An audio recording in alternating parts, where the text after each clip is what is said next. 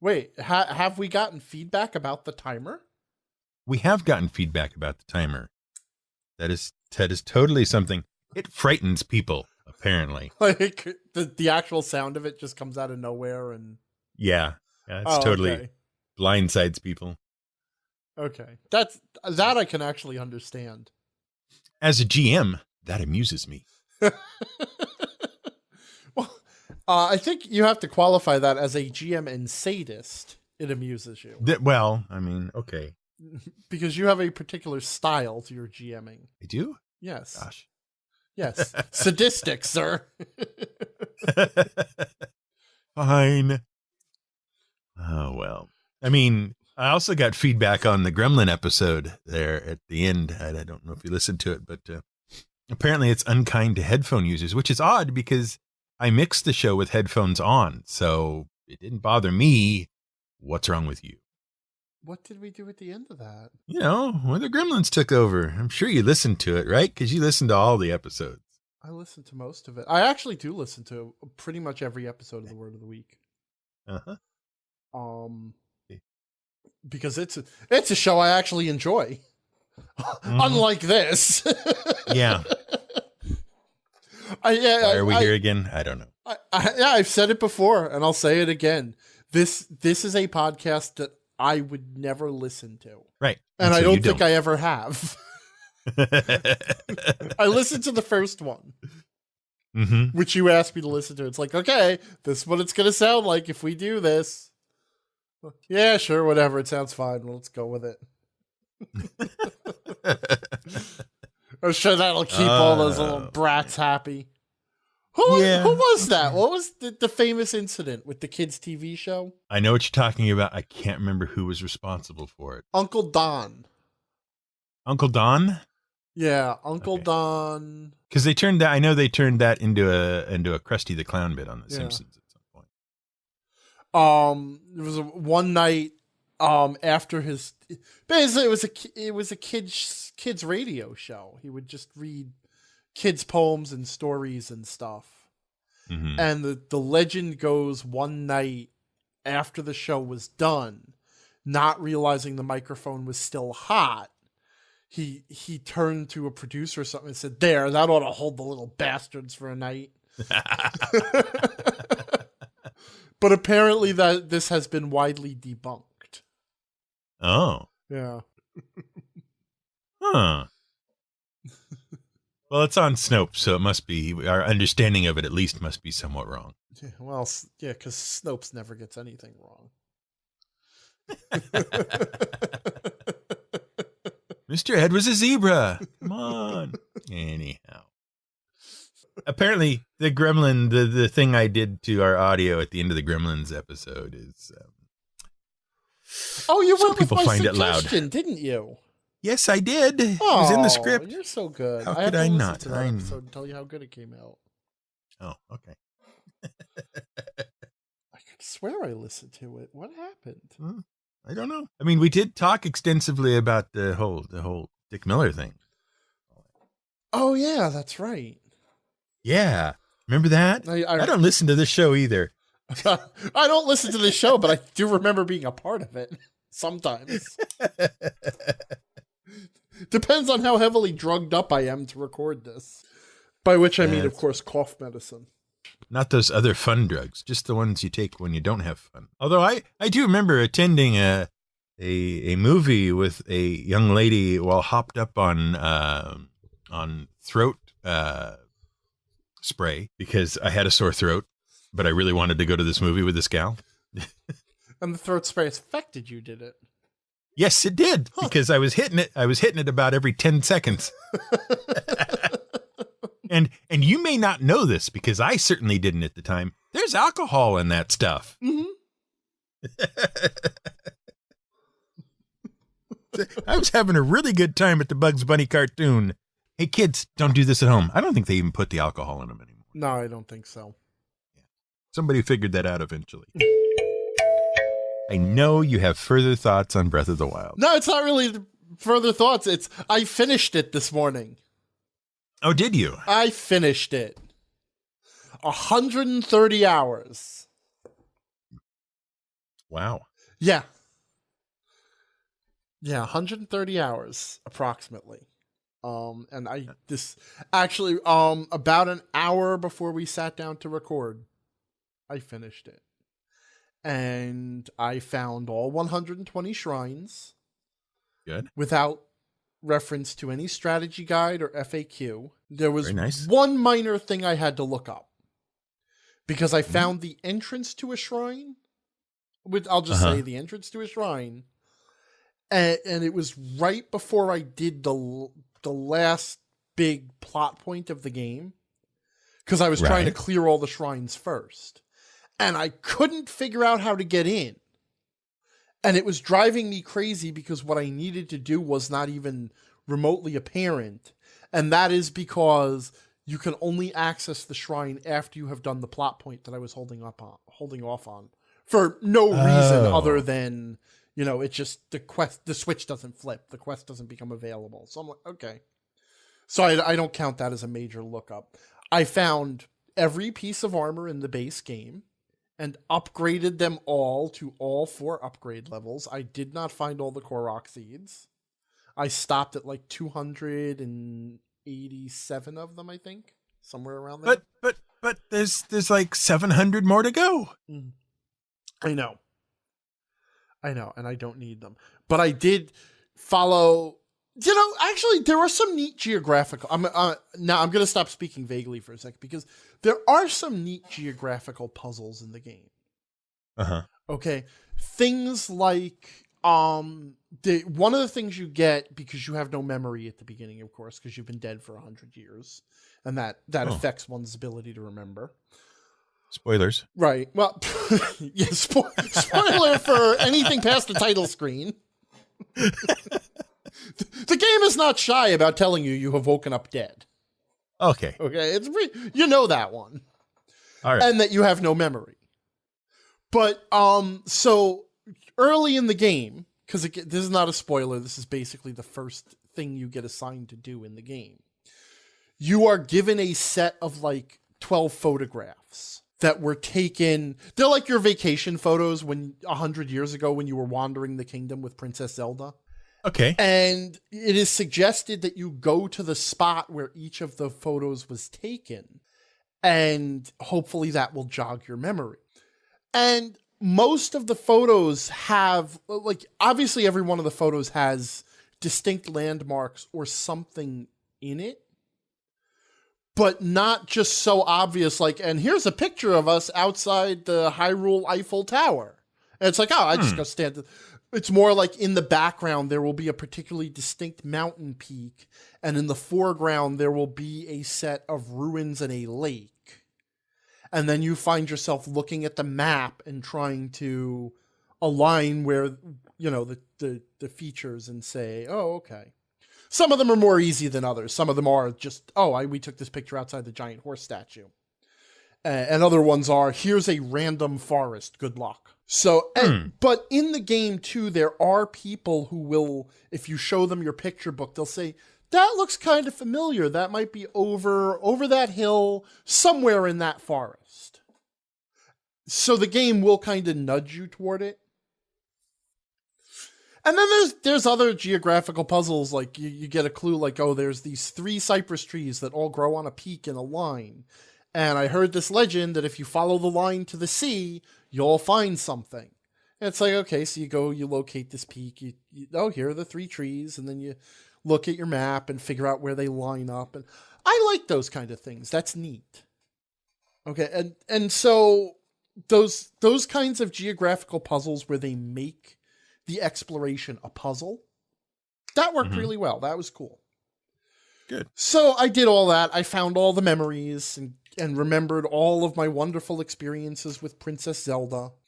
And then went in and fought the final boss, Calamity Ganon. And as I'm fighting Calamity Ganon, he drops dead. And I'm not going to give any spoilers other than it's a video game. You know that the boss has multiple forms. So as soon as I killed the 4, I'm like, you better have a second form, because that was so anticlimactic. Sure enough, he did have a second form. It was less climactic than the first. Oh. Okay. And then the ending. Wow. Wow, you do not play this game for the ending. But then considering the game really doesn't have a narrative, I guess it's kind of hard pressed to figure out what to put in the ending. Other than, and then you saved the world, and Zelda was there too, and yay! Happy music plays. That's basically what it is. Well, it's post-apocalyptic too. It's a very bright and colorful post-apocalypse. You go on another grand tour of the kingdom in a montage sequence. They don't even do that. I would have loved them. There's a great Legend of Zelda: Link to the Past. That was the third game on the Super Nintendo. At the end, you get the Triforce, you beat Ganon, and then you get to, all your wishes come true because it's the Triforce. And back then the Triforce was really simple. It just granted all your wishes. So the rest of the ending is just a montage of different characters from the game. And it just does a little like pan over each character in their situation where things have worked out for them. Or it's just like, now things are okay. Like the kindly priest who was nearly killed trying to save Zelda at the beginning of the game. He's okay now, and he just shows him walking out of the church, and it says, the sanctuary or the priest lives again, or and it just shows little stuff like that. Mm-hmm. But it's actually a little bit satisfying because it's like, remember your adventures, remember when you met this guy, and it was just a stupid top-down Super Nintendo game, an awesome one, but it wasn't. It had narrative, but it wasn't much narrative, and it's not like you got particularly attached to these characters. But it was still kind of a satisfying ending to just pan over the world and see, these are the specific people whose lives are better off because you won. Here's a picture of each of them. Like, okay. That's satisfying. Yeah, that makes sense. Yeah, and they could have done the same thing in Breath of the Wild, because basically it had the same lack of narrative, because basically the entire narrative is just the backstory, and it's revealed through flashbacks by going through Princess Zelda's Instagram feed. That's the aforementioned, here's the photographs of your vacation with Princess Zelda. And every time you go there, you get a cutscene of your experience, and it fills in the backstory. And that is essentially the only narrative in the game. So the narrative is you used to have a good time together and now you don't. Because you are dead and Princess Zelda is locked in 100-year duel with Calamity Ganon containing him. Yeah, it's one of those situations where they're using their powers to contain each other, and neither one can break free. So, he's just in the castle waiting for you to kick down the door and kill him. But before you could do that, you have to get enough hearts and get the Master Sword and make sure all the robot camel is on your side, and the robot bird and the robot elephant and the robot salamander. And then they fire their robot lasers into Ganon's face to create an opening. Huh. Yeah. Can I ask I don't know, maybe this is a dumb question. I don't know. I'm going to ask it, though. Okay, so you're in Hyrule, right? Throughout the whole of Breath of the Wild, right? Yes.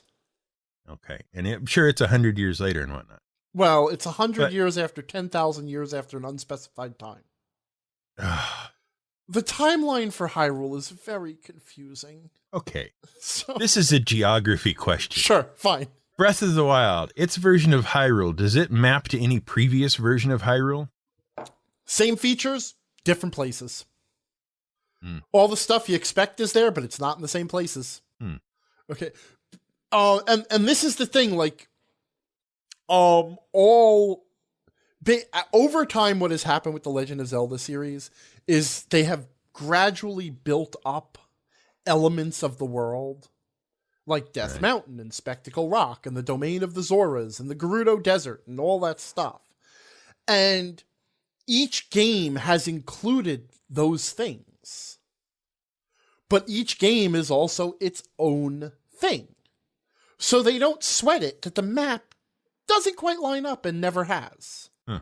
The last time the maps lined up accurately from one game to the next was Legend of Zelda 1 and Legend of Zelda 2, The Adventure of Link, where if you secretly superimpose one part of the Legend of Zelda 2 map over the Legend of Zelda 1 world map, you'll discover that you spent most of Legend of Zelda 2 actually wandering just beyond the borders of the first game, which is a lot bigger. It's kind of like, remember in Dragon Warrior 2, when you discover that Alefgard is there? Alefgard? Right. Yeah. That was the kingdom, right? Sure. Alefgard is there, and it's just a corner of that map. Mm-hmm. That's what Zelda 2 did with Zelda 1's map. Okay. And that was the last time the maps ever sort of lined up. They get close sometimes. Death Mountain's in the north. The castle's usually in the center. Right. Kakariko Village has wandered a lot. Lake Hylia is usually somewhere southish. I guess, you know what, honestly, like very, very, very geographically, like very loosely. Yeah, the geography kind of lines up. Like Death Mountain has not, except for the one awkward part where they mirrored the entire world, where everything east became west. Oh. Yeah. Legend of Zelda, and there's actually a really interesting reason why they did this. Legend of Zelda: The Twilight Princess was released on 2 different consoles. It was released on the Wii and it was released on the GameCube. And the one game was a mirror image of the other. Everything was flipped left to right. All the graphics and the entire map of the world. So even though the map sort of lined up with previous versions of Hyrule insofar as it ever does, in one version of the game, the entire game was backwards, east to west. Okay. And there was actually a very specific reason why they did this. Mirror universe. Well, nope. Hmm. Link is left-handed. He's traditionally left-handed. But the Wii game was based on motion controls. Uh-huh. So when they ported it to the Wii, they didn't want to... Because the motion controls would be very awkward if you were using your right hand to control his left hand. Uh-huh. They hit on the simple solution of just mirroring the entire game. Right. Yeah. Though I should also, now I know that like the one obsessive Legend of Zelda fan listening to me talk is going to point out, yeah, Link is always left-handed except in Link to the Past when he sometimes uses his right hand to swing his sword. And that was because they didn't want to flip the sprite. They were trying Why have you turned Kermit the Frog I'm into being a pedant? the one obnoxious person on the internet. Why is that Kermit the Frog? It's not Kermit. Kermit's happier. Okay. Like, Kermit's like, yay, I'm so happy to be here. That guy was more, excuse me, you got this wrong. Duh. I don't know. All right. Then I also have my pimply-faced nerd persona. Guys, I think you got a fact wrong in your Legend of Zelda conversation. Because Link always holds his sword toward Death Mountain, or shield toward Death Mountain, because of an old Hyrulean superstition about always protecting yourself from Death Mountain. Yeah. So. That's sad that you can do that so well. Which part, that I can do the voice, or that I actually do know the information that the voice would be saying? It might be both. Because I don't know if I have any high ground to stand on here. So you're done with Breath of the Wild. Done with Breath of the Wild. And then let me tell you, it was a very close thing that I almost did not finish it. Oh, all right. After you finish the 120th shrine, you get this message from just an overlay. It's like, good job getting the 120th shrine, says the narrator, apparently. Now go to this particular location and get your reward. So I do, and it's a new set of armor that has to be upgraded. Mm. And all the armor has to be upgraded by farming useless materials from all over the world. here's your new armor, go grind. Yeah, Okay, and I'm like, great. oh, I don't want to do this. And if I try, I can't not do it because the armor you get is actually Link's traditional outfit from all the previous games. Uh-huh. And I'm like, I got to see what the bonus is if you get this upgraded. And, you know, it's Link's outfit. I got to fight Ganon dressed as Link. But do I really? I don't want to go farm dragon parts. If we're honest, though, I mean, how much good did that do Link the first time around? He ended up dead for 100 years. Actually, I think 100 years ago, he wasn't wearing Link's outfit. Oh, okay. Yeah, he was wearing something different. The traditional outfit was worn by the previous 12 incarnations of Link. Mm. See, the Link you are in each game is only the current incarnation of Link because in order to explain away any inconsistencies, they explain that each game is generations after whatever games came before it. Mm. So it's a new Zelda, it's a new Link, it's a new Ganon. Well, actually, Ganon is now always the same. Because he just keeps coming back. I'm genuinely sorry I asked. You should be. That'll teach you. Great. So I think there have been 13 previous incarnations of Link and 13... Oh, wait. I think there's 14. There was an extra Zelda, I think, somewhere, because the Princess Zelda in the second game wasn't the same as the Princess Zelda in the first game. But the Link in the second game was the same Link as the Link from the first game. Okay, all right. But the Zelda in the second game was actually 100 years younger. Honestly, that's or good. Older than the Zelda in the first game. You can stop now. I can't. I don't know how. Help me. I have been reading books lately. And I know this isn't book. I know that. That's fine. But I have a question that is related to one of the books I've been reading. Okay. Do you know who Malcolm Gladwell is? The name sounds familiar, but I can't place it. He's a reporter, but mostly a journalist for some newspaper or not newspaper, magazine or something. Anyway, but the point being is he's the guy who wrote the thing that kicked off the whole 10,000 hours deal. Oh, really? Okay. Where supposedly it takes 10,000 hours of practice and effort to be good at something. Yes, to be an expert at something. Okay. Mm-hmm. Okay. Wait, so did he just make this up? It's based on research. Okay. But the thing is, it's a single tiny part of a much larger book about a much larger thesis. Okay. But because it was the most easily understandable bit, people grabbed it and ran with it. Mm-hmm. And that became the single key takeaway from that book, was that it takes 10,000 hours of practice and doing something to become an expert. Mm-hmm. And that you could become an expert in anything by doing 10,000 hours worth of practice. Okay? Now, that is not the premise of the 10,000 hour deal. Right. Okay. That is not the point of the book. But anyway, that leads to a question for you, sir. Okay. Have you, over the years, put in 10,000 hours working with playing and doing RPGs? Well, you know what? Give me a pencil and a piece of paper in a few minutes and I could tell you where I'm at. Look around your desk. What do you mean?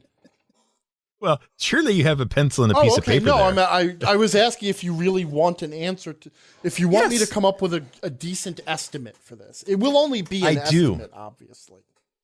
I do, indeed. So, number one, I have been running. I'm going to consider game prep and game running part of expertise, right? Sure, it's all part of the practice. Right. So I have been running games for about 30 years fairly regularly, but I'm going to bring that down to 25 years. Okay. And say that... To account for holes. Yeah, exactly. And then say that in that time, that's 25 years at 50 hours or 50 weeks per year, which I guess I'm accounting for holes twice there, but that's fine. Okay. Times, let's say 4 hours running a game, assuming I was only running one game a week. Sometimes I was running more, sometimes I was running less. So we'll say 8 hours, 4 hours and 4 hours of prep. Right there, just in playing and running games for 25 years, I hit 10,000. So I was going to start with the amount of time I have now spent writing. You know, and, you know, so I have been doing the Angry GM for 10 years, 11 years now. But only in the past 3 years has it been a full-time job. Prior to that, it was a part-time job. I spent roughly 15 to 20 hours a week on it. So we'll say 18 hours a week. So that's what? So that's 3, 8. So that's 8 years times 50 years times 50 weeks in a year times 18 hours a week. So that's another 7,200 hours. And then I have the last 3 years where it has been essentially a full-time job. So 3 times, again, 50 weeks in a year times 40 hours a week. So another 6,000.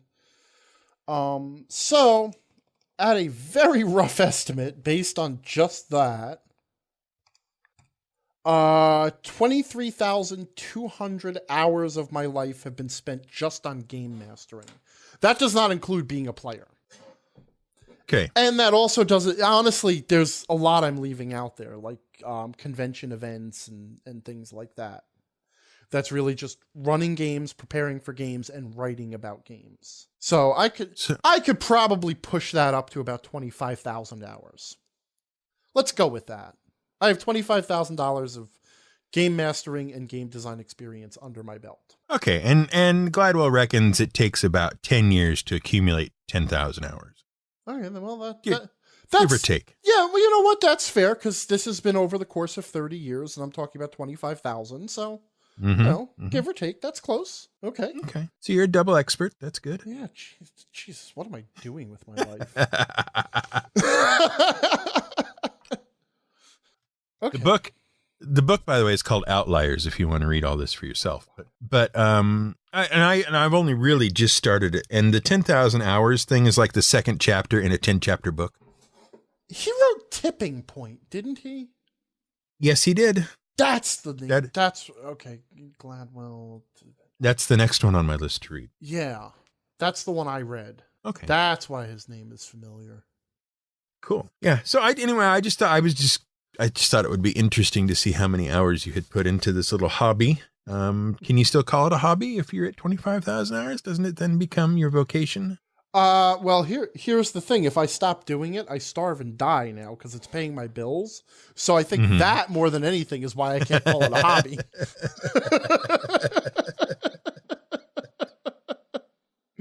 Yes, it is now my career. Yeah. I attempted to work out my hours and I can't, because I don't sit down for like set blocks of time. So I can't really say, oh, I spent 4 hours doing this. Well, aside from the actual playing of, right. Obviously, I was using some very, very broad strokes estimates there. Just saying, when I run a game, I usually run a 4 to 5 hour session. I put in between 3 and 5 hours of prep for most of the sessions I run. So that's where I get my 8 hours a week. If it's a week I ran a game. Yeah. Sometimes it's more, sometimes it's less, And that's the prep thing is where I get in trouble, is because I prep and all that totally differently than, you do. I tend not to prep in one go. I tend to do absolute minimal prep, et cetera, et cetera, et cetera. So, well, okay. I do not prep all in one go. This is why I say, again, it's a rough estimate. And I am including like, the shower time part of prep. Oh, where you're in the shower thinking about the plot for your next game. And then you scribble down like 3 notes. And it's like, okay, now I have a plot. And then Saturday comes around and you're trying to remember what Murphy artifact flame belt means and how that was the plot of an entire adventure. Yeah, that was going to be brilliant, wasn't it? Who the hell is Murphy? I wonder what I was thinking. Wait, wasn't he the dog on Mad About You? Is Paul Reiser involved in this somehow? A little birdie has tweeted at me that you're not going to be around on social medias. No, I am going on a social media blackout for a week. It starts literally when we finish recording. I am. Was it something I said? My Discord app once we're done with it. I do that every once in a while. I go on a social media just sabbatical, and I'm not really terribly active on Twitter. I'm not very active on Facebook, but I am very active on my own Discord. And in the past, have not included that when I have gone on social media sabbaticals. Okay. But this time I'm just shutting everything down. So the people who need to get in touch with me know how to get in touch with me. Mm-hmm. But it's a very small number of people, honestly. I was going to say, how many people is it that need to get in touch with you? Well, the problem is you never know. Suddenly there can be a need. But the people who I want to be able to contact me, even if I am off social media, know how to get in touch with me. Right. That's a different number altogether. Yeah, well, it's still only like 4. Yeah, well, I vacillate between I'm sick and tired of Twitter and I need Twitter for various things. Yeah, I do. I know, like Twitter. I'm ready to be done with Twitter, and Twitter is ready to be done with Twitter because it is still losing value and hemorrhaging followers. Do you know they recently stopped publishing their follower numbers? I read that article. They published the last batch, and it was a decline of overall followers from previous quarters, was it? Yeah. They're losing across quarters at this point. But the other interesting number they had, the other interesting figure was the what they called, I think, the monetized users. Yeah. Something like that. Like how many people were generating income for them, by viewing or interacting with or whatever these various ads. And that was a number also that only included people who were specifically using the Twitter platform itself. Right. As opposed to viewing through like TweetDeck or other, unofficial apps, which they have taken great pains to try to cut out as much as possible. Mm-hmm. Your ability to use an outside interface. I've always wondered, like every time one of these platforms, whatever it happens to be, changes their API and suddenly all the apps don't work anymore. I've often wondered about that. Like, oh, it hoses them. It hoses them up big. Yeah, but do they do it on purpose? Could they do it in a way that wouldn't break the API? Yeah, absolutely. Absolutely they could. But yeah, and it's just basically killed the what amounts to the third-party apps, the way they've done things. Because one of the first things they do is they limit the number of calls the application can make to the Twitter API. Mm-hmm. In a given amount of time, they limit the number of calls it can make. So if you want a live feed of the tweets and things that you're entitled to, you can't get it third party. Right. So, anyway, the point being, they are gaining in the number of people who are locked into their platform and viewing the ads they want. And that is actually entirely beside the point. I mean, I can block various ads and whatnot. Right. From showing up and, sort of curate my experience with Twitter that way. Mm-hmm. But it's not useful to me anymore. It doesn't generate traffic. I put out notices every time there's a new GM word of the week or a new DIND or now a new book or whatever. And, 2 or 3 people show up from Twitter because the analytics will tell me where people came from. Yeah. 2 or 3 from Twitter. That's it. That's not enough to maintain the platform. No, and that's the same boat I'm in right now. The number of people who reach my website through Twitter as a percentage of the number of people who reach my website is so vanishingly small, it's almost not worth it. But the one place where it did have a more substantial impact was when I was promoting my Kickstarter. Right. Like there were people coming in from Twitter to my Kickstarter. Mm-hmm. And so because there are definitely going to be future crowdfunding projects, it is still to my advantage to maintain a Twitter presence. Mm-hmm. But I don't chat on Twitter anymore. And, like people who like try to reach me on Twitter, they're barking up the wrong tree because they're probably not going to get much of a response from me. Yeah. Like I check my Twitter feed once a week at this point. So you're off the Twitter basically. Yeah, I'm off Twitter. And you're cutting down your Discord usage. I'm eliminating Discord for a week. Uh-huh. I will not have access to the app at all. Okay. Because that's the only way I can do this. Like when I go on a social media blackout, I have to delete the apps, remove my credentials from all of my browsers so that it doesn't automatically log me in, so that I cannot easily have a lapse where it takes just enough effort that it's like, oh yeah, I'm not supposed to be doing this. Never mind. Mm-hmm. So buying yourself a little time to remember that that's not what you want to do. Well, part of it is it becomes a distraction, and part of it is lately for some of the stuff I've written, I have been receiving some particularly harsh criticism. Ooh. Yeah, and a lot of a lot of impolite evaluations of me. And normally I can handle that stuff. I don't have a problem with it. Did you tell somebody to go die in a fire again? I have been told to with the equivalent, but no. Oh, okay.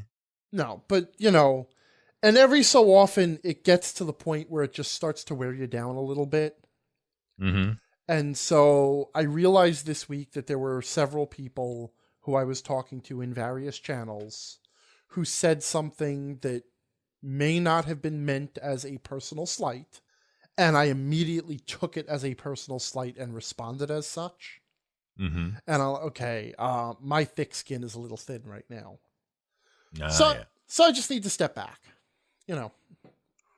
which, it's sad, but it is necessary to have it. Like if you're going to put creative works out there, okay, to the public, you are going to be criticized. I accept that. That's just the price of having the voice. If you have a voice where you can talk to everybody, or even a subset of everybody, the downside is everybody can talk back to you.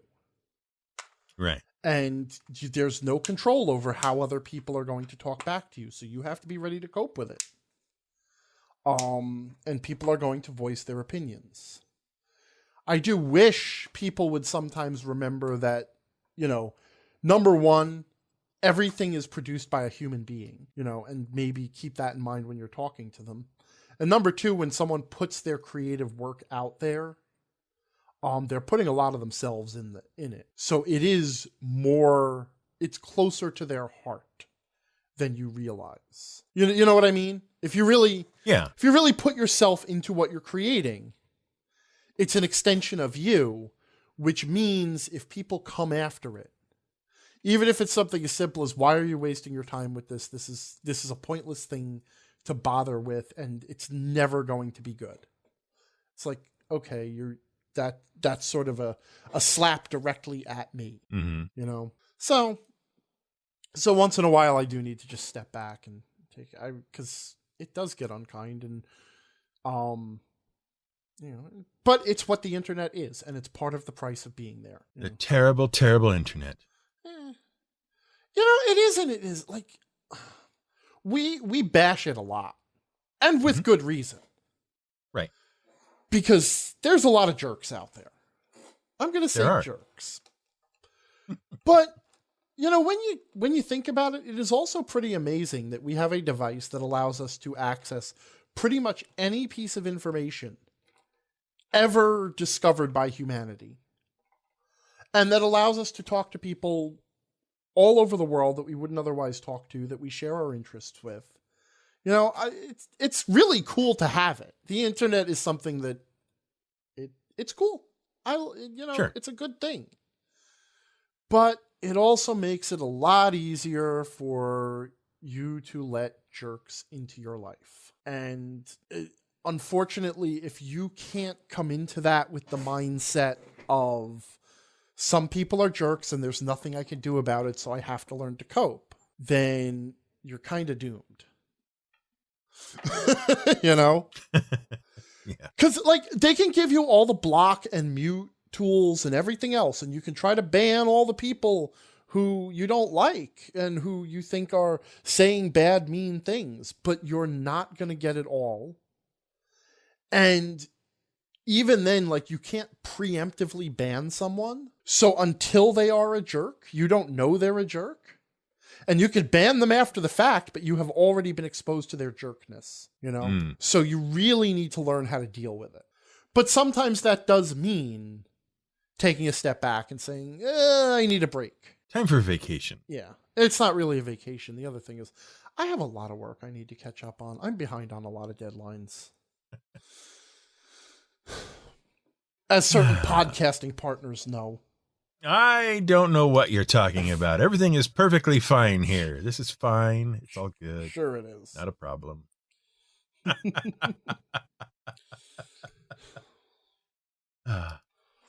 Fortunately, your podcasting partner understands how these things work. My podcasting partner is very understanding. Because someday your podcasting partner is going to need the same level of forgiveness. Anyway. Yeah, the difference is if my podcasting partner disappears, there's nothing I could do to cover his side.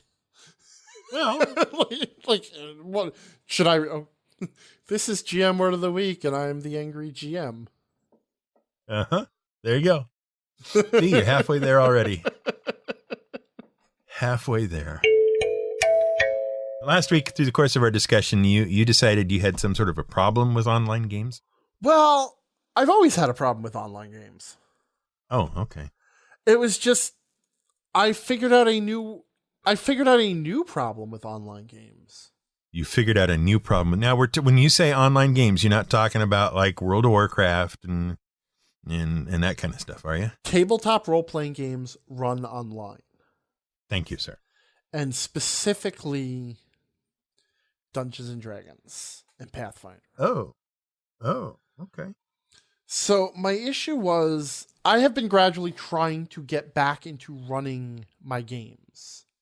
Mm-hmm. Because last year I also stopped running games. I just didn't have the time. So now I have a real life Pathfinder group. We are on our second session tomorrow, or third session tomorrow night. So that's good. And that's going okay. All things considered. Okay. All right. But the other thing I had going on was I was using Fantasy Grounds to run a D&D 5th edition game for a group of friends online every week. Mm-hmm. And we had put that game on hiatus. And I kept thinking about, well, I have to take it off hiatus. Let's get back to it. Which, apart from the fact that it has now been 9 months, and it's really hard to pick up a campaign 9 months after you have put it on pause. Sure. But apart from that, every time I started to think of that, I started to think, man, I really like those people, and running games was a lot of fun because it was, and all this other stuff. There was a part of me that suddenly said, yeah, but do you want to do that? And I was trying to figure out what the issue was. Okay, now, I mean, apart from, obviously online games run a bit slower. And there's communication issues and there's technical issues. Like last night, for example, an online game I was supposed to run turned out to not happen because of an internet outage in my area due to winter storms. Oh, okay. So yeah, that kind of killed the game right there. And actually, I guess I have had winter storms cancel games in real life. I can't say that. Okay. Never mind. I take it back. Okay. Okay. As much as we were just talking about how much more prep work I tend to do than you, the fact of the matter is I, like you, am a pretty prep light GM. I draw maps because I like to, and I will spend a lot of time drawing a map of a location to explore. But that's not compulsory, and if I don't have the time or don't need to do it, I won't. I'll just come to the table with no map. And the same with things like notes about the story, monster stats, and all that other stuff. If I have the time to do it and I feel like doing it, I'll do it. But as often as not, I don't bother. I have some general notes about some plot points I think I'd like to insert. I have an idea for how this particular quest is going to resolve. And I know who the major characters are in the story and what they're about, so that when the players encounter them, I know how to play them. And then everything else is just sort of, you go to the table and you see how it all works out. Right. Basically the opposite of how I tell people to run games on my website. Totally. Well, not that much different, but... So here's the problem that I've started to run into. And once I started to look at this, I started to talk to some other gamers who were also running online games about it. Mm-hmm. And there does seem to be a sort of universal malaise among a certain class of GM about this, as near as I can tell. Okay. When it comes to a game like Dungeons & Dragons or Pathfinder, where there is a heavy emphasis on mechanical statistics, gridded maps, and gridded maps and gridded combat. Sure. Tactical combat. Okay, and you are running that game online and using some sort of virtual tabletop. There's a certain amount of work that needs to be done for you to be able to run an encounter. Okay, especially if you're using tools like Fantasy Grounds or like Roll20's inbuilt tools, where, it'll track hit points and it'll give you an initiative tracker and stuff like that. You have to set up all the encounters. Mm-hmm. Which, okay, that's fine. I know how to put together an encounter and what have you. But what I started to realize was that when I'm running this game online, one of the things I no longer do is I no longer just have I no longer pull an encounter out of my rear end, let's politely say. Right. Okay. Right? It's no longer like I open up the monster manual like, man, okay, things are slowing down. They're wandering through the forest. I'm just going to have a goblin fight right here just to pump everybody up. Or, you know what? I wasn't expecting them to go in this direction. I can put this crypt here. I could throw together a crypt map in my head and then, put some undead in there and, have some fun. And then they could get some treasure and kill some undead because they went in this direction. They went looking for crypts, whatever. Sure. I can't do that online. You lose the ability to be flexible, huh? You have no flexibility. So I mentioned it to some other GM, and that kills me because I am an extremely flexible GM. Mm-hmm. Okay. As much as I have a resolution, like I start every adventure I run, I start with the end in mind. I know how ideally the adventure needs to end. Right. Good and bad. Like, if the players win, this is probably how it happens. If it's bad, this is probably what happened. If they lose, this is probably what happens. Those aren't, like, set in stone, and I won't force either of those endings. But something has to happen at the end to resolve whatever conflict is the adventure. The necromancer has to be dealt with. Sure. Either he runs off to another city and starts another evil plan, or he's dead. Or he wins, and now he is the Lich King of this kingdom, and now the party has to start a rebellion, or something like that. Whatever. Somehow or other, the necromancer has to be dealt with, because that's how the adventure begins. The adventure begins with, there is a necromancer. Okay, but I don't force things along those lines, and if the players go in a different direction than I expect, as long as they're still playing the game we agreed to play, mm-hmm. then I am very happy to go along with them. So like, if I'm running the Necromancer adventure, and I present there's a Necromancer that needs to be dealt with, and they say, what would be cool? Are there, I'm sure there are weapons of legend that, can help us here. Let's go research weapons that the Necromancer and his undead would be particularly vulnerable against. And that wasn't what I expected. I just expected them to kick open the door to the tomb and go kill the Necromancer. But, okay. And I'll come up with something. I'll be like, yeah, the Sun Sword of Nazradil. And then I'll give some details and, and I'll improvise just enough to stay ahead of them until the end of the session where I can go home and plan the final resting place of the Sword of Nazradil, if that's what I gotta do. Like you do. So I don't have everything set in stone. I rely on this flexibility. If the party, on the other hand, says, we don't care about the Necromancer, we're gonna go raid sea villages. We're gonna become coastal raiders. Then we'll have words. Because now you're not playing the game we agreed to play, But I don't have that flexibility online. If there is something that I haven't prepared for, I can't just throw it together. And so I was talking to one of Tiny's friends. He's been running Tomb of Annihilation online. Oh, right. And he paid for the module, so he's got all of the stuff in there. And I think he's doing it in Roll20, maybe Fantasy Grounds, but I think it's Roll20. And so I was just curious, so I asked him how he feels running a published module online like that.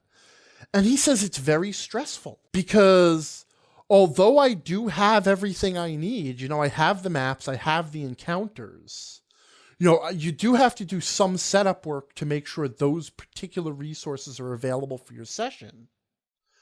And I live in perpetual fear that the party is going to go in a different direction or go out of order. And how am I going to keep up with that? I'm like, yeah. So then I was talking to someone else who's running his own homebrew game online, also in D&D.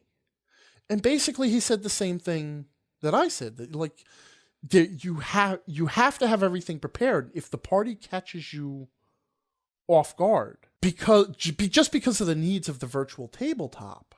You become very afraid to let anything unexpected happen. And this isn't just like, because there's certain things you can improvise online. Like obviously a role-playing encounter or a social interaction encounter, you just throw that together online because you just need to be able to talk. But D&D, Pathfinder, let's be honest, if you're playing them, there's all the tactical aspects of the game, and you want those. And if you're not playing at least some tactical combat, most of the stuff in the D&D book, all the cool character abilities and stuff, you're not using them, Okay. So what do you think of this? Because you've run some games online. So first, I want to ask your opinion on this and what you find. I do run online, but I find that I don't use Roll20 or whatever that other thing is. Yeah, Fantasy Grounds. Fantasy Grounds, yeah, there you go. I used to use Roll20. Yeah. And I was okay with that. But what I felt like for my style of GMing is it's too much work. Setting things up and putting maps together. It's just, it's too much work. And I don't enjoy that. But you did spend time like getting maps into the program. And if you weren't making your own maps, you got to search for maps online that will be suitable. Right. Yeah. Right. Yeah, I did all that. It's it just annoyed me no end, and I felt, I guess to a certain extent, I felt restricted. Mm-hmm. There is a sort of pressure to stick to what you've put in and not deviate too much from that. But I'm the kind of person and GM who will ignore things that are So what if it's not on a map? I'll just do it anyway. Right. You know what I mean? Right. And so that part of it, if I'm not, that eventually leads me to the decision, well, if I'm not using it, for this? Why do I need to use it for that? And then, okay, if I don't need to use it for that, then it's all just too much work and I'm not going to use it at all. Okay. So my online games for the last several years, when I run them, have all been without benefit of a virtual tabletop at all. Mm-hmm. At most, for example, this last time, I just did it all over Discord. I've gotten a voice channel with the people who were running the game, and we ran it that way. And occasionally, if there seemed to be a point of confusion, I would throw something visual into the Discord. Mm-hmm. Okay, like if I couldn't resolve it verbally or give the proper picture verbally, then a little picture, I would find one real quick and throw it in Discord, and that was good enough. Right. Okay. Yeah, or you can even doodle up a sketch on a piece of paper, take a picture of it with your phone, and because you have the Discord app, just shoot that over to people. Yeah. If you're desperate. Yeah. If I'm really desperate, and I have to be really desperate to do that. Okay. So that's easy enough for me just to work with. That's the way I like to go. All right. Very free form. Part of what you were saying, it was that you like to keep the in-between bits flexible and whatnot, so that you can adapt on the fly to what your players are doing and that kind of stuff. Right. And that's very much what I do. I've said this before. I'll end up saying it again sometime, but I know where it starts, mm-hmm. and I know where it ends, and everything in between in the adventure is up to the players. Okay. And I can get them from the start to the end, regardless of what they do in the middle. Right. All right. That's, I think, the biggest thing to be aware of. And for all our differences of prep work, I'm going to say that I 98% agree with that approach. That's pretty much what I do too. Mm-hmm. So. Yeah. I just tend to all that middle. Okay. You're going to fight these guys here and you're going to fight those guys. That middle stuff, I don't worry about. It's all very much on the fly. Mm-hmm. And, see, I like to have middle people, stuff prepared. Like yeah. Because there's certain times where like you build an adventure and it's not really about the conclusion or the motivation. It's like, I have this set piece idea. I would like this climax, or I would like this location. Mm-hmm. And so sometimes when I'm building an adventure like that, then I'm planning a specific bit in the middle that I really want to be a part of the game, and then the beginning and the end exist to get to have that middle in between them. You know what I mean? Because my preferred style is to have that much sort of flexibility in things. Mm-hmm. It's another reason I don't use the virtual tabletops. Right. Okay. They just don't fit my style. Mm-hmm. And there are people who need that restriction. I understand that. They need to be able to say, this happens, then this happens, then this happens, then this happens. And they need to be able to stick to that as much as possible, or they get lost. And it's not a bad thing. Right. It's a difference in style. We are not judging a style here. No. We are talking about our style and how to deal with it. Right. As an individual GM, you will hopefully find what works best for you. Okay. And that's not going to be what works best for me, and not going to be what works best for Scott. It's going to be what works best for you. And that's fine. Right. Not a problem. So I don't use virtual tabletops because I don't like the restriction. It's if there are going to be restrictions, I want them to be restrictions I have imposed upon myself rather than those that are imposed upon me by the equipment I'm using. Mm-hmm. Okay. So that's fine. Now, one of my questions for you in dealing with the specific things you were talking about. Yeah. One of my questions for you is, how do you do random encounters? Like, you've been in the woods for 3 days, traipsing around, you roll, boom, random encounter. How do you deal with that? What do you do? When I'm running a game online currently. Whenever you're running a game, wherever and however you're running it. Okay, well, because I have two different approaches, sir. I have an then online tell game me. approach, and I have an offline game approach. Mm-hmm. My online game approach is that before the game starts, if there is a situation where I know I will be making random encounter rolls, like the party will be wandering through the woods, I will make sure I have 2 or 3 encounters prepped. Mm-hmm. So they're not true. Like, see, this is why I don't buy the whole random encounter thing anyway, because my random encounters are rarely actually fully random. Mm-hmm. Okay, it's usually, if something happens on the road, it's this. Right. That kind of a thing. So online, I take time to prep the random encounter. I decide what the encounter will be, or I'll roll it. If I have a random encounter table, I'll roll it before I run the game and be like, okay, right. So it's 1d3 goblins in an ambush. Fine. Whatever. Offline, if I will roll on a random encounter table and I'll get, okay, 1d3 goblin ambush, and I will take out my battle mat. I have a big one of the vinyl wipe off mats, and I will quickly dummy up a clearing in the woods or whatever I happen to need. And I will take out some goblin miniatures and drop them on the map and say, and then you're ambushed by 3 goblins. And then I'll take out a piece of paper. Because, the other thing, too, with the whole initiative tracker and stuff, at my table, I run entire combats on one sheet of paper. Right. I track initiative, I track hit points, conditions, everything on one sheet of paper, and I keep it going fast. Okay? I whip through a combat. Online, it's more like you take your turn, roll your dice, click here, make sure, the hit points didn't update, I'll correct that. Okay, now click here, now click next person. Right?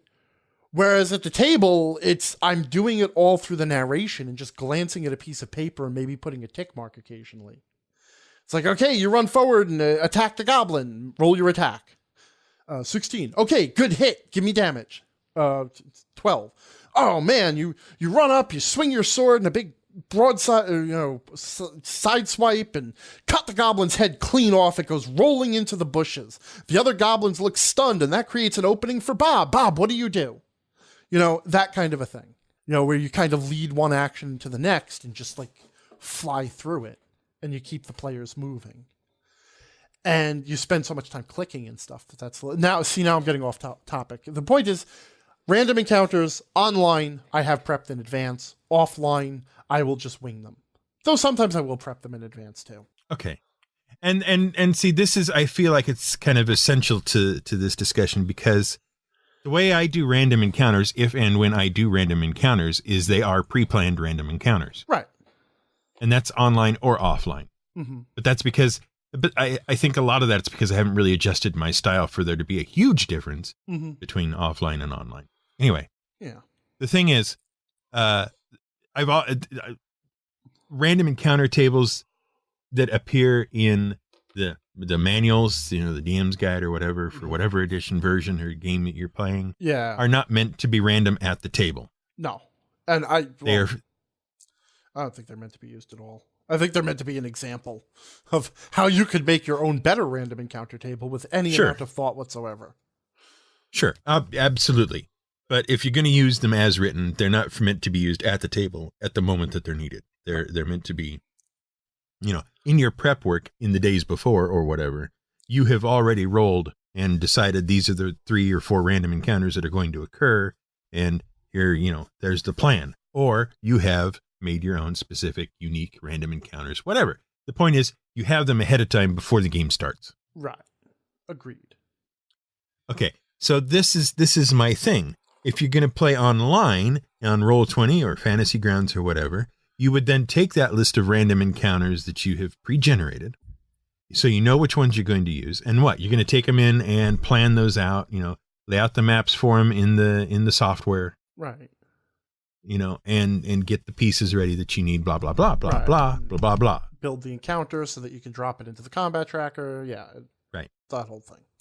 So would you not do the same thing for potential random directions the PCs could go in your adventure? I mean, you can to some extent. Mm-hmm. But the problem that I also run into is it's still at that, I don't consider random encounters to be the same as improvisation. Right. Okay. Like I said, if the players take the adventure in an unexpected direction, or even if they show interest in something that I thought was just a random bit of flavor text, Yeah, I mean, you know how that happens. Sure. You mentioned a particular NPC as like a throwaway line because people talk about it. You put the emphasis on the wrong word, and all of a sudden the candlestick is important. Right. But if that sort of thing, happens at my table, and suddenly I'm like, wow, what if the candlestick is important? Huh. And what if there's someone else trying to get the candlestick? What if it's like the Maltese Falcon and there's this killer trying to get the candlestick too? So now, I got to add this killer guy, and then the party can have a confrontation with him or whatever. So when I'm sitting at my home table, I have the power to make substantial modifications to the game. Okay. Whereas it would have to be like if I wanted to include the candlestick in an online game, I would have to stop just short of, and then there can be this action scene and I need stats for it and a map because it's going to be a combat or whatever. It's like I have to stop short of allowing my game to be modified too heavily. Because if at any point I need a tool I don't have, I can't slap it together. Okay. I can't slap together a set of stats that I don't have. I can't slap together a map. Like at my table, I have a battle mat I can just draw on. And I can very quickly draw a room. If I need an in-room, done. And you describe it as you draw it. Okay, and I know some of these programs actually allow you to draw out maps. Sure. But if you've ever tried to even draw a simple map with a mouse, it is not the same as drawing an in-room on a battle map while you describe it. It is substantially slower. Right. Okay. So I just wanted to throw that out there and see what your thoughts were on that. Because I think one of the things you could do to mitigate part of that is in the prep is just look ahead and go, okay, there are 3 options here. I need to have something for the 3 obvious options. And then, take another step down that road and go 3 obvious options and blah, blah, blah. But what you end up with is the main adventure and then all these little side pieces that you may or may not use, but they're all in the program already. Right. So now, because I went down that road in my own brain too. And the problem is we were going to have this conversation last week. Right. And we didn't. Okay. But that doesn't mean it hasn't stopped being a problem. So my brain has been running on this. Okay. So I went down that road too. And I got back to this other point. And this is, I cancel a lot more games online than I ever cancel in real life. Oh, really? I've noticed this pattern. Yes. I have a tendency to, if things go a little bit wrong, to say, I'm going to cancel the game. Whereas in real life, I don't. And most of it has to do with prep work. If it is Saturday night and my friends are showing up in an hour for my game, and I have not had any time to prep anything, I will run that game anyway. Because I know I can wing it for a session. Right. Even if I've got nothing, I know I can wing it for a session completely. But if it's online and I've got nothing, there's nothing I can do. And the problem is some people are busier than others, and sometimes in your life you go through very busy times. And that is one of the things that killed my online game, was my life got so busy that I didn't have the same amount of prep time to devote. And so I started canceling games more frequently. It's like, I can't run the game tonight. I'm not ready for it. And then eventually that turned into, we just got to go on hiatus. And eventually that went into, the game is basically dead. And there's a lot of psychology behind that. Yeah. Well, okay, because on the one hand, if you're doing an in-person game, right, the people are carving out a chunk of time, and it's not just to come play the game. They have to make arrangements at home. They have to, travel to the game. They have to be at the game. Then they have to travel home, that kind of stuff, right? There's more involved if you cancel a in-person game that is much more inconvenient for individuals than if you cancel an online game where everybody is already home already. No, I agree 100% with that. And in general, in the past, it was my mentality, never cancel a game unless you're dying. Or never cancel a game in the last 24 hours before the game. Yeah. Okay. That has always been my rule at every game, even the online games. So when I say willing to cancel more games online, it's not necessarily within that 24-hour period. It's not like the inconvenience factor is there because I'm still following my rule for the most part about I'm not going to cancel at the last minute. I know people are carving out a chunk of time in their life, and I'm going to try not to cancel without less than a few days' notice, unless it's an actual emergency. But when I'm looking at that deadline is here, where it's like I'm at the point of no return, where it's like I'm at my deadline where I can cancel the game or not cancel the game. The game is in 3 days, and I have decided 3 days is the amount of time that is fair to cancel a game. And now I'm looking at the clock and saying, do I think I'm going to have enough time to prep, or do I just need to kill the game? Now I'm more willing to make that kill the game decision online. So while I agree with you 100% that it is easier to cancel an online game, that's not entirely why it's easier for me to cancel the online game. Sure. It is because if I am not prepared, if I don't feel I'm significantly prepared for the online game, I feel like it can't be run. Whereas in real life, if I'm not prepared for that game, I know I can run it anyway. I can run a game off a blank sheet of paper. And I could run a game online off a blank sheet of paper, except for the bits and pieces that need to be in the tools in advance. One of the things that annoyed me about prepping a online game was the need to do everything twice. You know what I mean by that? Like you would work out the stats on a piece of paper and then have to put them into the program. Right. You'd sit there, you do everything twice. You scratch out a map on a piece of paper, okay? Then you go make that map. This is assuming you're not doing a pre-made module, obviously. Right. So you scratch out the map on an actual piece of paper and a pencil, or maybe you're one of those people who is clever enough to just do it in Photoshop from scratch and get what you want out of it. I'm not. Yeah. That's fine. No, and I totally understand that. In fact, once I started running more frequent games online, one of the things I taught myself to do was to design into the program. Mm-hmm. And it took some work, but eventually I got to the point now where if I'm making a custom monster for my game, I will design the stats right into Fantasy Grounds. But here's the thing. But I understand what you're saying. In lieu of having to do everything twice, you had to step aside and learn something entirely new. Sure. Okay. Agreed. And that is an investment of time and effort in itself, just like doing the scratch and then getting it into the program and all that is also an investment in time and effort. But it did pay off. It pays off in the long run. All right.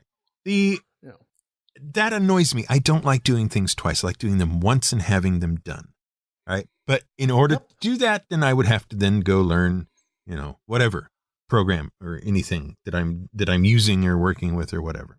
All right. One and done is what I like. So that's a load. Agreed 100%. That's a load on prep time. Okay. That's now whatever time that took to do either in learning the program or in doing everything twice. That is prep time that is not directly going into prepping the adventure that we're going to have.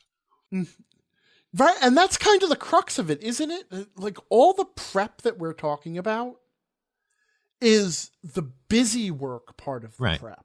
It's not the, man, I really like coming up with custom monsters, or man, I really like writing interesting stories, or, I have a really neat idea for an encounter. Let me write down all these moving parts. Mm-hmm. It's I got to put all these stats in Fantasy Grounds and then import a map. And I don't want to make a map, so I got to go on to Google image search and just find a map. Yeah. Find a map that's close enough. Right.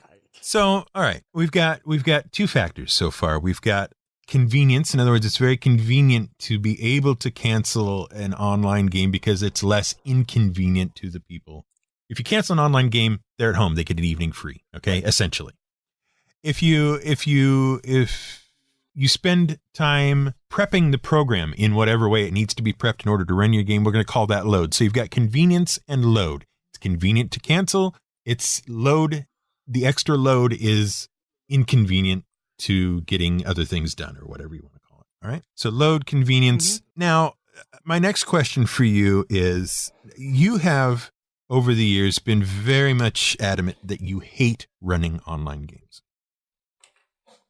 Yes. Okay. Even when you're enjoying the game itself, you hate running online. Mm-hmm. And I'm wondering how much of that you feel while you're trying to prep for an adventure or actually running the adventure. Well, it's interesting that you ask that. While prepping, it is foremost on my mind. Mm-hmm. It really is. As I'm sitting there doing the stuff, because as we have said, it's not fun prep. Right. It's the boring parts of prep. And it's a lot of work, and you end up doing a lot of stuff twice. The whole time, all I'm thinking about is, man, I hate running games online. This is why I hate running games online. This sucks. I don't want to do this. You know. So, yeah, okay, that's it. That's the answer right there. While I'm running the game, well, different. Because there's different factors for why I don't like running games online. Okay. Mm-hmm. Because I'm going to say that this stuff that I'm thinking through now is actually a very new revelation to me. Right. I hadn't thought through the prep issues and the flexibility issues and stuff before. What I do know about running an online game that I don't like is that I am personally a very animated person. Mm-hmm. I am a charismatic person. Personal interaction is it's part of the skill, it's part of my GM tool set that I'm very good at interacting with people. I recognize and respond to body language. I could see when the players are bored with something. I could see when they're interested. And if I see a particular player's eyes light up or they twitch or they do that other thing or they lean a little bit forward because I mention a specific thing, I'm alert enough to make a mental note of that and say, okay, I want to keep this in the game because this player likes that stuff. So that the longer I run a game for a group of people, the more and more that experience matches what they want, And I like role-playing or interacting in character. I like, using voices and like being the NPC and trying to convey things through subtext. I like it if the players can tell the NPC is lying without having to ask to make a sense motive check. They can always make a sense motive check. I will always let them if the NPC is lying. But most of my NPCs also have tells based on their bluff skills.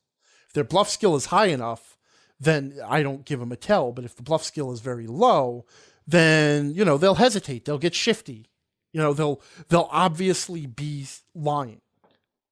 Right? I love all that stuff. And as soon as you're doing it over a phone call, all of that stuff is gone. It's all gone. And you know what? Even with a webcam, you can't see enough. Right. It's not detailed enough. And with a webcam, one of the interesting things I've noticed about a webcam is you can't sweep. You could sweep up a room in your gaze. Like you could sweep up everybody in your gaze and get everybody's attention just by panning your vision across a table of people. Uh-huh. And you hit each person's eye line and then you kind of pull them into you and then you can start talking. You can't do that with a webcam. You can't control the social space like that. And the other, general questions throw me off to no end. The classic question is, does anybody have anything else they want to do before the festival tonight? Right? Yeah, the GM always asks that. Basically, do I have your permission to now advance time 8 hours to the next interesting part? General questions fall, they hit like a thud over a voice chat because nobody will speak up unless they have a question, right? Right. But you can't see people, so you don't know if they're not speaking up because they're being inattentive or because they're not even at the table at the moment, or whether they really are just, you know, like you can't have that null response. And I can't get used to that. You know, like I still ask general questions like, okay, guys, everybody ready to go? And nobody will say anything because nobody will speak for the group and say, yes, we're all ready, because nobody knows if you're all ready.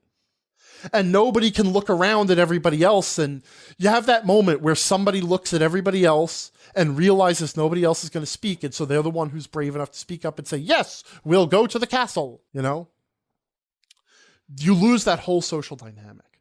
And those are the reasons more than anything else that I hate running a game online. Because all of my social skills are for nothing. I like to be up. I like to be up and moving around when I run a game. Okay. I don't really like to sit in the chair behind the screen and do the thing. I like to be up and moving around. I like to, if I have an NPC addressing your character directly, I like to lean into you and address your character directly. You know, I like to lean over your shoulder sometimes. And whisper in your ear if that's what the NPC is doing, or if that's what the drama of the scene needs, or whatever. Okay? In other words, I get up, I move around. The energy I have is the energy I put into the game, and the game feeds me back that energy. All right? When everything is going well. Mm-hmm. So, and I don't get that online. Okay? Online, I have to be in front of the microphone. I have to be sitting down. I have to be talking into the microphone so everybody can hear me, regardless of what's going on. And that sort of thing. Mm-hmm. So in those regards, I don't like running games online, but I think what we have done here, sir, is identified a list of 1, 2, 3, 4, 5, 6.5 things, right, that contribute to your willingness to cancel an online game, mm-hmm. and to not enjoy them nearly as much. So I'm going to go through them here real quick as soon as I finish cleaning up the list here. And then I'm going to tell you which ones are immaterial. Okay. No, that's fine. That's fine. Yeah, it's actually 5.5 things. Okay. So I'm curious about the half thing. Yeah, you'll see. Okay. And this is in no particular order. It's just the order I've got them written down. So we've got the load thing. Okay. The load on your prep time. The ease or convenience with which you can cancel a game makes it easy to do. Right. Your preconceptions about how things are going to go and whether you're actually going to enjoy a thing or not are part of it. You come into online games already disliking them. Yes. Okay? Despite the fact that 90% of the game, when I'm actually running it, 90% of the time I'm having fun. No, 80% of the time I'm having fun. 20% of the time I am frustrated at the limitations. Right. Okay. So, and so that is that. The next part is the restrictions of the format of virtual tabletops. Okay. Right. And specifically, I'm talking about the inflexibility of once you have something set up, being able to shift gears or change directions or whatever you want to call it. Those restrictions. Right. Then we have what I'm calling input drought. Okay. You don't get the input you need to run an effective game. Right. Okay. I'm not getting. Yeah. There's no feedback. I speak and I don't get the energy back. Right. That I'm putting out, and so that kills your energy because you can't maintain that if it's not coming back to you. Right. Yeah. Which leads to the half point. The half point is the tech limits. Right. Okay. So the input drought is in at least part because of the tech limits. Right. So rather than having one particular reason that you find it's so easy to just dump a online game, it's a combination of 5.5 different things. Sure. And any one of which, if it they can all shift back and forth in importance and whatnot, but any one of which is enough to make you go, nope, I don't want to do this right now because not just this, but there's also these other 4.5 things. Right. Okay. So now here's where my dilemma actually comes in. Okay. Which is why I'm going to render some of these immaterial. Sure. Okay. I have to start an online game. Okay. I have a group of people to whom I have promised an ongoing regular online game. Okay. My preconceived notions about online games, I know they are there and I have to get over them. Right. It's something I have to work through. Okay.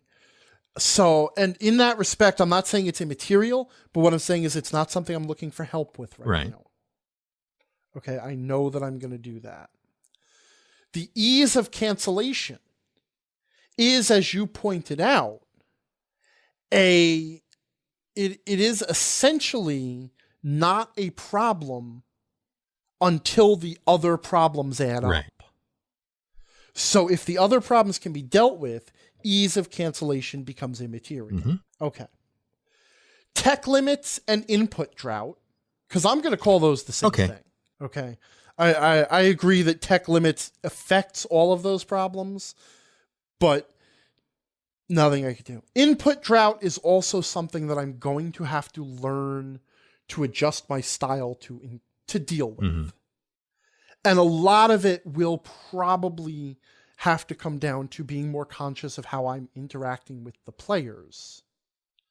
And not like the biggest skill I have to learn right now is to stop speaking to the whole table. Right. I was going to say that. Right. What I need to do is speak to a specific player.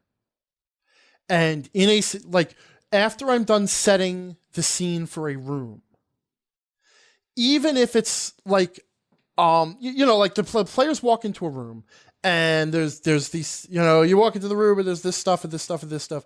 At the table, my general response would be, what do you do? Asking the whole table so that maybe someone will say, hey, I want to go investigate those barrels. And hey, I want to go check the door and I'm going to keep a lookout and stuff. But I can't do that. What I have to do is then say, Alice, what do you do? Bob, what do you do? And poll each member individually for their actions. And either that will get an answer or it will compel Alice to turn to Bob and Carol and say, hey, I'm going to go check that treasure chest for traps. Is that okay?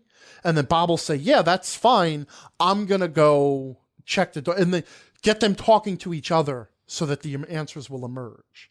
But what I have to do is specifically pick up a ball of conversation and throw it at a specific person's head and stop speaking to the table. I always have to speak to a particular person. And I think that'll clear up 90% of my issues. So I have thought through that one. But it leaves me with these two problems.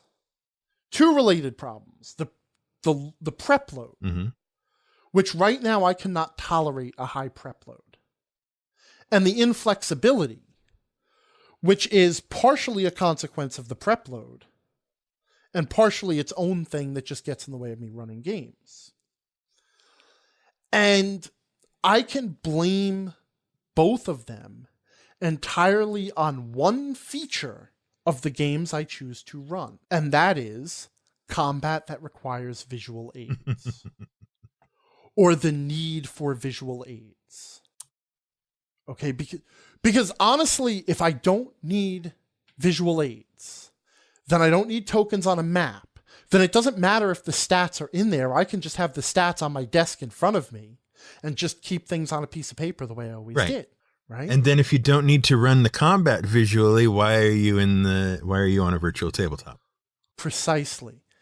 Ideally, what I want is a tabletop role-playing game I can run over Skype or just a Discord voice chat. That's how I do all my games. Right. But my problem is the games I run, like, for example, Dungeons and Dragons, since 3rd edition, requires a grid. Requires it. I know people are going to say you can do without it, but that is a lie. All you're doing is keeping the grid in your head. Right. The game still plays on a grid. And to some extent, if you don't have a visual, you're also leaving parts of the game on the table. Like, there are rules that require a precise understanding of positioning, like opportunity attacks. Without opportunity attacks, there's no zones of control.